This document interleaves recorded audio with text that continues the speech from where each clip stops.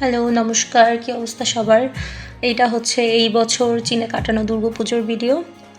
এই বছর আমি দ্বিতীয়বারের মতো চীনে দুর্গাপুজো পালন করলাম। চীনে আমি যেখানটায় থাকি সেখানে কোনো মন্দির নেই। তাই জন্যে আমি এইবার দুর্গা মাকে বললাম, "মন্দির না থাকলেও তোমাকে আমার কাছে থাকতেই হবে।" তো যেহেতু এখন ন্যাশনাল হলিডে পড়ছে চীনের, তো ছুটি আছে আমার কাছে হাতে একটু ভালো সময় পেয়ে গেছি। আর এই ছুটিটা পুজোর ছুটির মধ্যে পড়েছে, তাই এই দুদিনে আমার রেডি করা দুর্গা মার চিত্রপট, তারপরে একটু পুজোও দিয়ে নিয়েছিলাম। এইভাবেই মা আমার কাছে ছিল। আর যেহেতু পুজো একটু সাজুগুজুর ব্যাপার থাকে, একটু স্কিন কেয়ার থাকে, তাই এরকম দুষ্টুমি চলছিল। এটা হচ্ছে নবমীর দিনের আমার সাজুগুজু। নবমীর দিন সাজুগুজু করে একটু video. Oke, oke. Super Shalom dia feliz Durga Puja. Durga Puja. Okay. Super Shalom dia. Wish you all luck and healthy. Super Shalom dia. Super Sharodia, feliz Durga Puja y alegría para todos.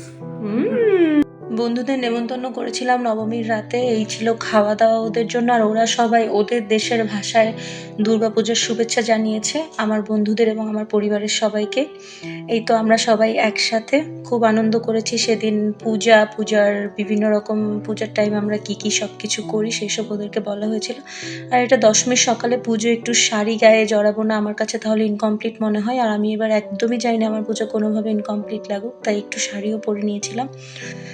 আর এইটা হচ্ছে ওরা আমার জন্য gift নিয়ে এসেছিল, কারণ ওরা somehow জানতে পেরেছিল যে পুজোর সময় আমরা গিফট শেয়ার করি একজন আরেকজনের সাথে। লুইস স্প্যানিশে লেখা চিঠি আমাকে দিয়েছে। এইটা ছিল সিভিলের গিফট। আর নাতালিয়া নিজে হাতে বোনা এই টুপিটা দিয়েছে। ও আমাকে শাশি বলে ডাকে, তাই লেখা আছে টুপিতে। পরদিন দশমীর দিন সকালে আমরা চলে গিয়েছিলাম নানজিংয়ে আমাদের ইউনিভার্সিটি থেকে বেশ অনেকটা দূরের একটা জায়গায় লাইটিং শো দেখতে।